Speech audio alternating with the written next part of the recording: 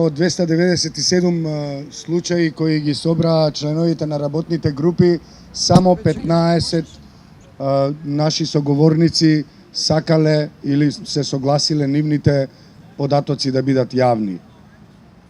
Ова, меѓу останатото, зборува за силно распространет страв кај граѓанките и граѓаните да проговорат за своите проблеми со дискриминацијата и кршењето на човековите права.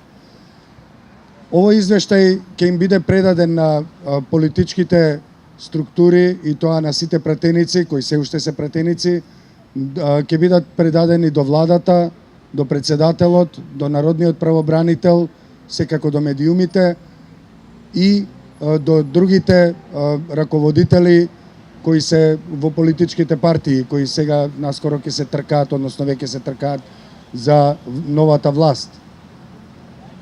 Ги поканивме денеска да дојдат, но со исклучок на еден или двајца, не гледам ниеден од нив да дојде лично да го земе извештајот за состојбата на човековите права, што веднаш ни укажува за тоа колкав е интересот на политичките структури за тоа што и како мислат граѓаните за човековите права. Општа е констатацијата дека состојбата на човековите права и слободи во Република Македонија е многу лоша. Дискриминацијата и кршењето на човековите права и слободи се масовни и се присутни во сите сфери.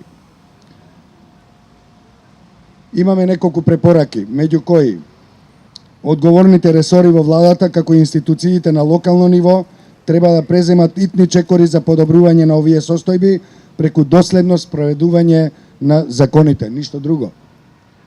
Воедно, треба да ги зајакнат механизмите за внатрешна контрола и почитување на стандардите во полза на граѓаните кои нив ги бираат, односно ги плаќаат.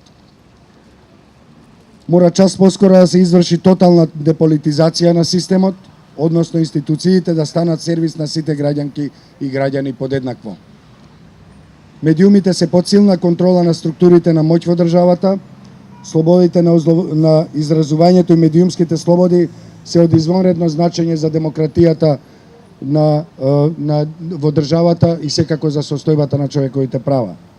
Затоа медиумите мора да се ослободат од политичкото влијание и контрола, а на новинарите да им се обезбеди непречено да ја вршат својата работа според професионалните стандарди и етиката.